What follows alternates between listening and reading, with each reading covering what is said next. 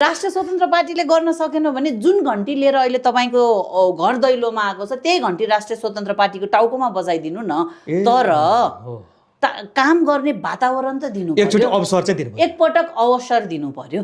र अवसर दिँदा गरेन भने त्यही घन्टीले टाउकोमा हान्ने हुन्छ।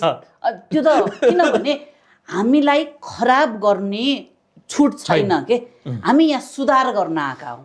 सुधार गर्न आउने व्यक्तिले पनि पद लोभमा लाग्यो, भ्रष्टाचारमा लाग्यो, कुशासनमा लाग्यो, आफ्ना मान्छे भर्ती गर्न लाग्यो भने त नागरिकले त्यो घन्टी चाहिँ अर्कोलाई मात्र बजाउने हो त, राष्ट्रिय स्वतन्त्र पार्टीका नेतालाई पनि त बजाउनु पर्छ नि।